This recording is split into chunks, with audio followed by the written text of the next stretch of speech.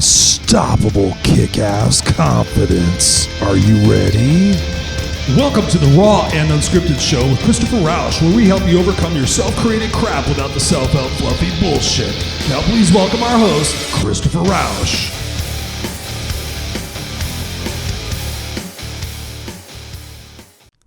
Hey everybody, welcome back to another episode of Raw and Unscripted with yours truly, Christopher Rausch, your place where I help you overcome your self-created crap without the self-help fluffy bullshit. I hope you guys are doing awesome. We're on episode number 12 today, and the topic of discussion is something that's super important to all of us. And I know we've all done these things before, but maybe the success has been a little bit mediocre or lackluster.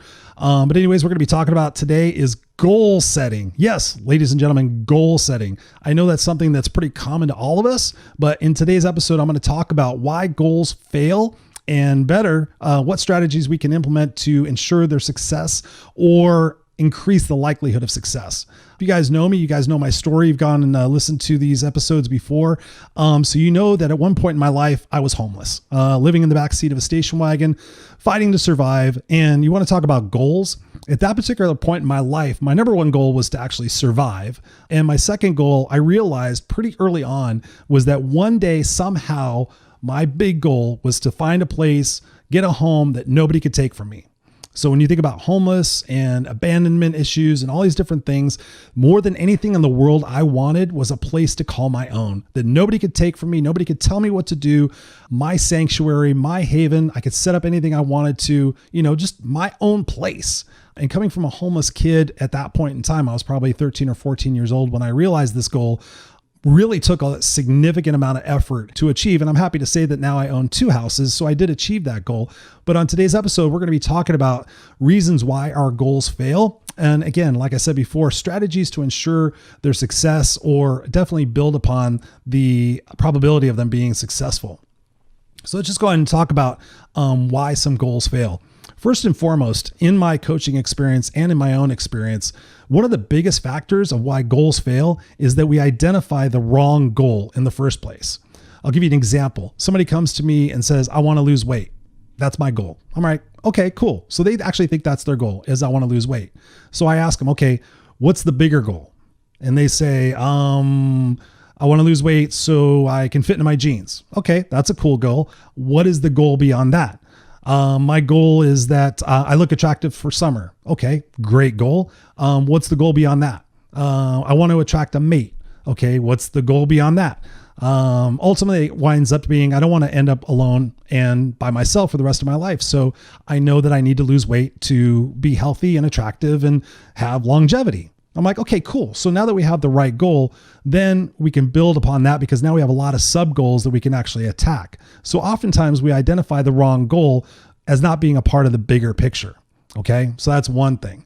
Another reason why goals fail is we don't have enough leverage. We don't have enough skin in the game. We haven't experienced enough pain to know how important it truly is to achieve that goal. We think that time is going to last forever. We think we're going to have multiple opportunities. But the truth of the fact is when you have enough leverage, you have enough pain, you have enough skin in the game, the chances and probability for that goal to come true are remarkably increased. So that's super important. If you don't have leverage in it, then that's a huge problem. Another problem that we have is people are trying to achieve goals that are set by other people.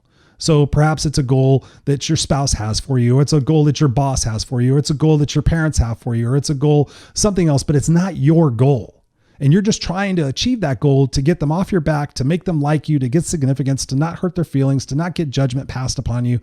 Because really, if you don't have the goal that's in their best interest, then why are you going to succeed in achieving it? You may do it reluctantly, begrudgingly, but if you don't have the right goal, then of course you're not going to want to achieve it. So again, thinking about what it is that you're trying to achieve is super, super important. Another reason that goals fail, and this is huge, and I know this from my personal experience as both somebody who sets goals and somebody who helps people achieve goals, is there's no accountability. Right? If you sit there and say, I'm going to lose 25 pounds in 6 months.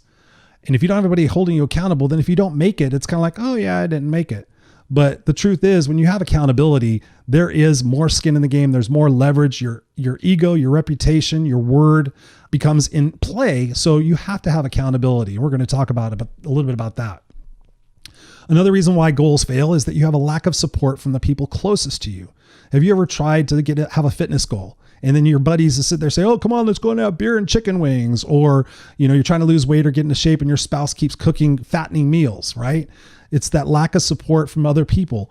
That is paramount. But from the people I have talked to in the past, when that's been an issue and we've seen it raised, when I've asked them if they've talked to those people and asked for their support and given them specific directions or specific requests on what they can do to actually help them achieve that goal, oftentimes the answer is no. And oftentimes it's actually, oh, I thought they would know. They should know. All that other assumptive bullshit that we know that happens. So that's really important. Comfort zones, right? We don't want to get out of our comfort zone. Who wants to work out 7 days a week and eat fucking raisins, right? So it's our comfort level. Well, that's a little uncomfortable for me. I'll kind of spread it out, or maybe I'll have a cheat day or a couple of cheat days or whatever it might be. So you really got to have the mindset that you have to get out of your comfort zone. You have to be willing to take chances and risks and push yourself, because those who achieve their goals are the ones that have skin in the game. They want to do it no matter what. It's not just a nice to or a should to. It's something that they absolutely have to get. And it costs you from getting out of your comfort zone, whether it's sacrificing, whether it's going on getting another job, whatever it might be. You have to get out of your comfort zone in order for your goals to be achieved. I mean, that's just realistic, because let's face it, if everybody could achieve their goals, then we'd have a world full of successful people. And the truth is that not very many people are truly successful in their goals because they just want to stay in their comfort zone.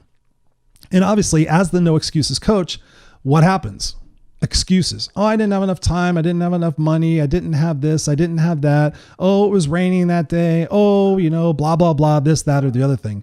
If you have too many excuses, you're not going to have any results. And what that's going to do is that's going to chip away your confidence. That's going to chip away your beliefs. That's going to chip away at your resolve to get through those painful situations, to continue on going, because, oh, I have my excuse. What's the biggest excuse that most people have? Oh, I tried my best. I can't tell you how many times I've been coaching somebody or helping somebody or mentoring somebody when they said, oh, I did the best I could, Chris. I mean, that's ridiculous. So let's just get right into the strategies, right? Okay, if you're going to commit to a goal and you're going to do your best, do your fucking best. Do not give yourself excuses. Do not go in with the mindset that it's flexible. You have to go in with the mindset that you're going to do this no matter what. And that's paramount to doing that. So what do? If you have excuses, then possibly what you might want to do, and this is super huge, this is one of my biggest recommendations to my coaching clients, is that often we have this beautiful vision of what we want to achieve, but one of the things we don't account for are the obstacles. What are the potential obstacles in me achieving this goal? So as one of the strategies for your success, number one is sit there and say, okay, I want this goal. What potentially could happen to prevent me or block me or dissuade me or discourage me from achieving this? And then list those out. And then what you want to do right next to them is just write strategies and things you can proactively think about in your mind that you're going to do when those things arise. And if they don't arise, then that's even better. I always think that if you have a tool for a part that's going to break on your car, or if you have a part that's going to break and you have a backup, you're not going to need it. So when you think about that, what are the obstacles? Identify them and have a plan in place. So that kind of gives you a sense of security, a sense of initial self-confidence. It's like, okay, if that happens, then I know I've got X, Y, and Z I'm going to implement in order to achieve this goal. But when I think about goal setting overall, and you guys better have listened to, I think it was episode 4, where I talked about the eulogy exercise. So like I said before, these all build on each other. This is a progressional foundational belief system that I'm giving to you right now at a macro level. I'm not going deep on a lot of these subjects because I'm just trying to get you into the framework of what it takes to have kick-ass, unstoppable confidence. So first and foremost, you got to have your big picture, right? So what's that eulogy look like? What does that end game look like? Where are you going to be? Who are you married to? What possessions do you have? Where do you live? How much money is in your bank account? What are you able to do in your free time? If you have that clear picture, then really goal setting is all about working backwards. So you have your entire life pictured out in your eulogy. And from that point, my success has been determined based on doing a 3, 5, and 10-year plan. Now, as I get older, that gets a little scarier because you think about how many more years you have left. But at any rate, think about a 3, 5, and a 10-year plan. So like, where do I need to be in 10 years to achieve that legacy goal? Be specific on what you have to achieve, how much money you have to be making, where you're going to be living, et cetera, et cetera, et cetera. So you have your 10-year goal. Then you have your 5-year goal. Same principle. Where you have to be. What do you have to be doing? What job do you have to have? What's your mindset like, right? So you have that. And then you go back 3 years. So now you have your end game, you have your 3-year, 5-year, and your 10-year goals, right? And this isn't, I don't want a list of like 20 things. I want a list of about 5 to 10 things, right? Something that's manageable, realistic, that can keep you excited and keep you on track for the picture that you're going for. Because ultimately, like you've heard me say on the other shows, you have to ask yourself, is this getting me closer to or further from my stated goal, right? I mean, just imagine the power of that question in everything that you do, in every action that you take. If you simply just ask yourself that question, and the best part is, and obviously the integral part is, you have to be honest. So if you're trying to lose weight, is going out with my friends tonight a great idea? Is this going to get me closer to or further from my goal? And then you could do that self-talk. Oh, I'll be good and blah, blah, blah, blah. But if you know there is an opportunity for you to fail or to relapse or to give up or give yourself some sort of excuse, then don't go. You have to set yourself up for success. Don't think you're going to be stronger than you normally are, because I know I'm pretty fucking strong, and I can tell you what, I can convince myself 7 ways to Sunday of how I can get out of something that I'm actually set my mind to. It just happened a couple of weeks ago. I set my mind that I wasn't going to drink hard alcohol this month. And sure enough, an opportunity came up and I was like, well, you've worked hard and you've done this and you've done that. I should have never put myself in that situation. Then I would never had to have made that decision, and I made the wrong decision. But in hindsight, whatever. It is what it is. It wasn't a huge goal for me. It was just something that I was striving for. But I'm sure you get my feeling on that, is that you have to make sure that you're not putting yourself in positions where you're likely to fail. From there, you have your 3, 5, and 10-year goal. And then you break that down into 3, 6, and 12 months goals. So again, we're working backwards. What am I going to do in 12 months? Where do I need to be in 6 months? Where do I need to be in 3 months? So you're just taking that huge goal and you're breaking it down. I call it chunking. So you one of the things that I found, and this is one of the things that why goals fail, is that we overwhelm ourselves. The goal becomes so big that we're like, oh shit, that's enormous. And we get overwhelmed. And what do? We don't even try. You know, we have this negative self-talk going in our mind, like, oh my God, I don't know if I'm going to be able to achieve that. But realistically, the time is going to go by. So if you have a set plan of every step you're going to take, and you know what it is, and you have a vision of that, then you're going to stay on track. So again, it goes back to 3, 6, and 12-month goals. What is my primary focus right now? So breaking those down into chunks is instrumental, because you won't be so overwhelmed by everything else. And like I said before, one of the huge strategies is just really identifying what the real goal is. And if your goal is to make more money, okay, why do I want to make more money? Because I want to be financially independent. I want to become philanthropic. I don't want to rely on working 2 jobs. So you have to identify that real goal, because what happens out of that is you get sub goals. So then the likelihood of success to achieve what you really are after is so much more pronounced when you do it that way. I can't tell you how valuable and important that is. So in identifying the real goal and having it be a goal for you that's really truly to your heart and what you're ready to commit to. Another strategy, you guys have probably heard about the SMART acronym: specific, measurable, attainable, time-based, right? So it's got to be specific. So a specific goal is, I want to lose 10 pounds in 2 weeks. Okay, so that's specific. You have to make sure that that's, apply numbers to that, whether it's money, whatever it is, it has to be specific. Because the next one, measurable, you want to measure it. Okay. So you got to figure out, okay, if I want to lose 100 pounds in a year, okay, so how many does that break down to per week? Is that realistic? And we often overestimate what we can get done in a day and underestimate what we could get done in a year. So realistically, making sure that they're specific and they're measurable will lead to the next part, which is attainable. So specific, measurable, attainable. Again, it goes back to that realistic situation. Is this something that I can achieve realistically, right? That is super, super important. And then of course, time-based. Have I set a commitment to this particular goal? I am going to achieve losing 10 pounds in 2 months, and it's totally attainable, and it's time-based. So again, that SMART acronym, specific, measurable, attainable, and time-based, is tremendous. And I forgot realistic. Duh. Yeah. So attainable and realistic, I kind of go along the same lines, but you get the idea that those components need to be there in order for it to be successful. And again, take the opportunity when you're doing that and identify the potential obstacles and roadblocks that you're going to come up against and solve for those. If you get nothing else out of this episode, if you do that, that is going to so greatly improve your chances of succeeding in that particular goal. And like I said, basically before, break everything down into chunks, into measurable steps.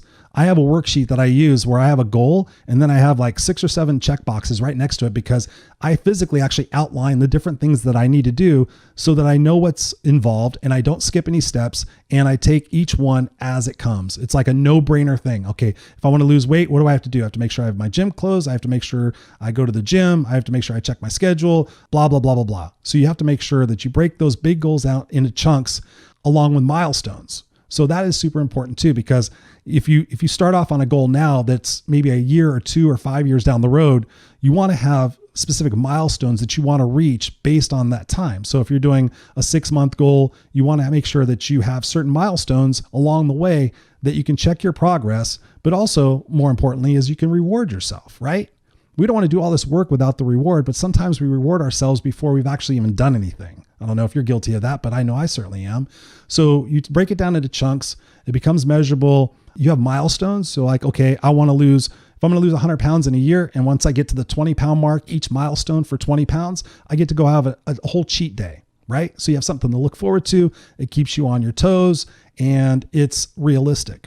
Another huge component of goal setting that I have found personally is visualization. Now, you guys have heard me talk about vision boards. You've heard it talked about on The Secret and whatever else. Vision boards are super important, but let me just give you an extra tip. Go experience what it is that you're going after. So I have a perfect example. I had somebody that had a goal of having a certain house, and I asked them to describe the house, vision boards, everything, and they got it, and it was really great. And it was something just dawned on me. And I said, have you ever gone to an open house for this house that you want? And they're like, no. And I said, what about going to some open houses and experiencing what it feels like to walk through a house that you want, whether it's a mansion, whatever it might be, but just going and immersing yourself in that experience. Say, for example, you want a specific car. Why don't you go test drive the car? Or better yet, why don't you rent the car for 3 or 4 days? Maybe you don't want the car after all. So you actually save yourself an immense amount of time by going and experiencing the goal, making that investment, whatever it might be. Maybe you're going to do an Airbnb at a really nice house. You're going to spend a few nights there and you're going to be like, holy shit. I know that happened for me. I've actually stayed in some pretty nice places. We stayed at this Airbnb for our 10th anniversary up in Carmel. And I really didn't think about it as a goal this way, but after spending 3 nights in this beautiful house with this amazing view of this forest, I still hold on to that emotion. I can still see it in my mind. So it keeps me fueled because someday I do want that house. And so I can immediately go to it and actually feel the emotions. I can see it. I can feel the calmness of sitting on the balcony and having the wind blow and seeing the trees. So huge on goal setting is go feel it, go immerse yourself in it, make that investment, and really get into it, because that's going to keep you fueled as you go through those tough times when you experience, lapses in your self-control, whatever, but it's really super huge. One of my final tips, if you can do this, this is awesome, but get a coach. Yeah, that's actually a sales tactic for me right here in this video. No, really. The most important thing to do is to get an accountability partner. But the reason why I say coach is because when you're paying somebody to hold you accountable and is going to guide you through that goal setting process, the investment in making that is so incredible, because the results and the return on your investment is exponential. You think about your goals, who's holding you accountable? Who's going to call you on your shit when you say, oh, I didn't have the time, or I didn't have this, or I didn't feel like it? Somebody holding you accountable, because if you're a person of your word, if you have integrity, honesty, and you care about what people think about you, you're not going to let them down. So have an accountability partner, but most importantly, have one that's going to call you on your shit. I have a coach right now. She called me on my shit last week. It was beautiful and it wasn't like I was trying to put anything up, but she was trying to dig through all the stuff, and she knows what my goals are: personal and financial freedom, doing what I love to do, speaking, coaching, writing, radio shows, podcasts, whatever it is, doing this full time. That is my goal. So when I started giving reasons and explanations and excuses and other stuff, she called me on it and she held me accountable. And guess what? We had a breakthrough. I had a breakthrough. So you have to have those people in your life, because think about it. If you had an accountability partner, if you had paid for a coach in the past, where would you be today? And often we don't want to make that expense. We don't want to spend that money, because it's an investment. But on the other side, what does life look like when you have that confidence, when you have that ability, you have that demonstrated performance of doing that, and you've set the example for other people, you've inspired other people? What does that mean to you? And I'm not saying you have to go out and buy a coach or pay for a coach, but if you get that right accountability partner and you meet every week or every 2 weeks, I mean, God's honest truth, and Linda can swear to this and Audra can swear to this. I have accountability partners. Every 2 weeks, we get on a Zoom conference call and we go through what we said we were going to do 2 weeks ago, and we call each other on our shit. We move each other forward. So not only do I have a coach, actually 2 coaches, but I have accountability partners too. And that's me, the master motivator, the kick-ass guy. So if it takes me having that in place to achieve my goals, then you're going to need it too, right?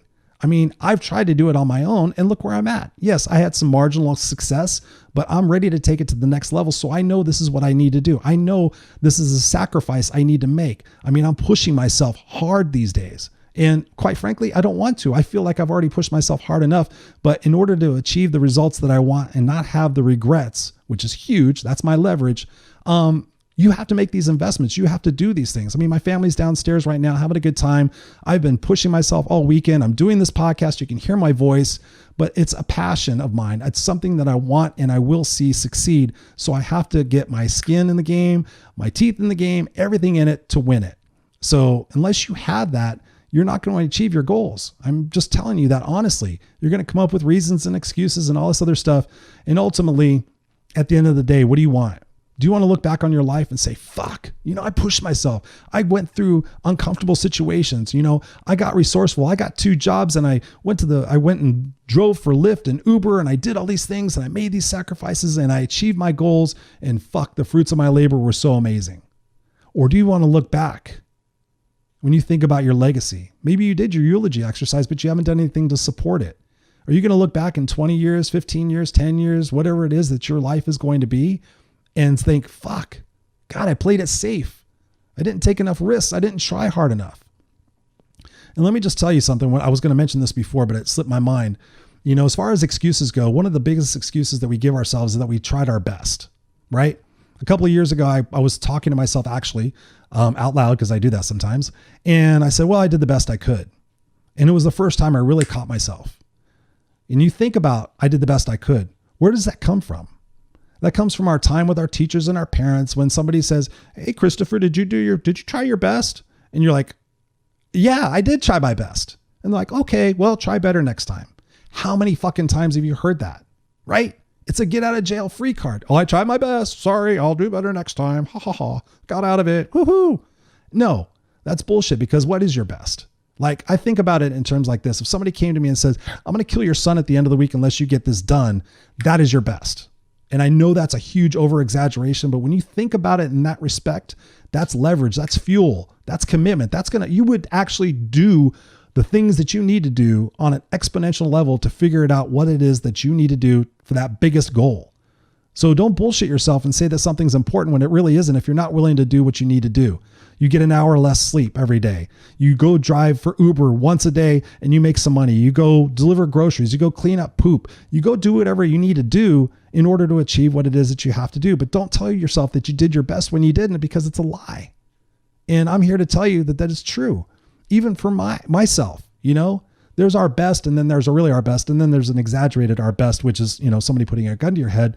But think about it in that terms. What is your best? What are you willing to commit to?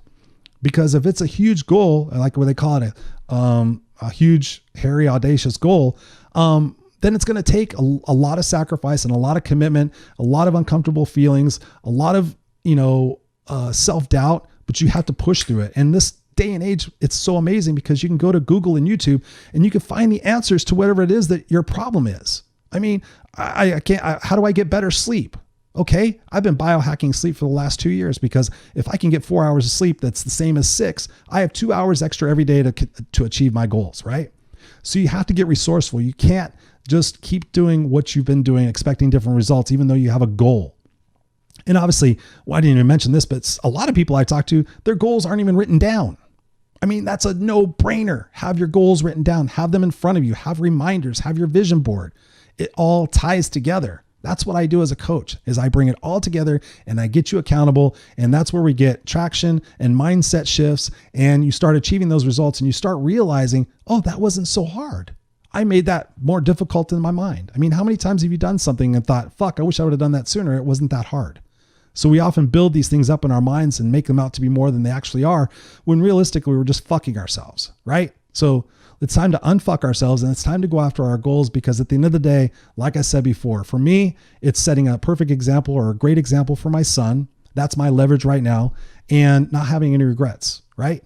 We only get this life to live once. We only get these opportunities once. We get older, we get more tired, we get weaker, we get more complacent. Trust me, I'm 50 years old. I wish I had the stamina and the strength and everything I had when I was 30 with the knowledge I have right now, but I don't. So all I have to do is make the best out of this situation I possibly can and do what I can do and continue moving forward and getting the people to hold me accountable and making those investments and making that incremental success, because over time it may be, personally right now I have a 5-year goal, a pretty huge 5-year goal, because I'm 50, right? So maybe it's the actualization that maybe it becomes a 10-year goal, but at the end of the day, just hold yourself accountable. Make sure you're identifying the real goals. Make sure you're accounting for the obstacles that you could potentially have in place. Make sure you're getting great content every day that keeps you inspired and keeps you motivated. I listen to podcasts every single day that keep me centered. I keep doing my gratitude list every day. I do my journaling 3 or 4 times a week. So you can see I'm doing it, and the success results are speaking for themselves. I mean, now I'm on episode 12 of the podcast. I'm working on a group coaching program I'm going to be launching here starting in September for 12 people who are fucking really serious. And this is not a commercial. This is just telling you where I'm at. I went from nothing a couple of months ago to my podcast, and now I'm going to be launching a group coaching program for 12 people who are fucking ready. And then I'm going to be doing 2-day retreats. I'm going to be doing immersion events here where you can come to my house and spend time with me. I'm going to be doing speaking again. I'm working on my keynote speech. So all of this is requiring me to bust my ass, but I have my goals written down. I have accountability partners, and they're realistic, they're attainable, and they excite me. All right. So I hope you guys find value in this episode. Please, if you are finding value in anything that I'm saying and doing, I would really super appreciate you sharing it. I know a lot of you guys are sharing it, and thank you so much. I mean, it's just unbelievable the support you guys are giving, the feedback you're giving. You're here every Tuesday night on the live feed, commenting. You're in the Raw and Unscripted Facebook group, all of that stuff. But please just continue. Subscribe to the iTunes, subscribe to my YouTube, because all of that helps me keep my energy and keep my passion and keep wanting to do it forward. It shares with other people, and I just really appreciate it. So if you could do that, anything on your mind, Christopher@ChristopherRausch.com, RAUSCH, Christopher@ChristopherRausch.com. Please send me an email. Let me know what kind of ideas for the shows you have, topics, questions, struggles, concerns, ideas for guests. I'm actually going to start interviewing guests on here. So you can see I'm pumped. You can see I'm excited. You can also see probably that I'm fucking tired, but I love doing this. I love helping you guys. I love connecting with you guys. It's my legacy. It's what I want to be known for, because like I said before, and you should know this by now for you, if you've been watching all these shows, what is your big why? And my big why is that Christopher Rausch will have fought for what was right and what was fair. He will have risked for which that mattered, and he will have left the earth, a better place for who he was and what he did. There. That's what I know. And that's what I'm sharing. One last piece of information. I'm on the Speaking to the Heart podcast network. The point is, we have a lot of shows on this network that are great. We have a lot of show hosts and topics that are there for you. So I encourage you to go check out the other shows, not just mine, but go check them out. And just again, a special shout out to Shane Schultz, the owner, CEO, president, producer of the Speaking to the Heart podcast network. Thank you so much. You're amazing. The team is amazing. And I just can't thank you enough. So with that, I'm going to sign off. I love you guys. Again, have a kick-ass mindset, have a kick-ass legacy, and don't give up on yourself. And please just continue going forward 1% every single day. No excuses. All right. I love you guys. Peace out.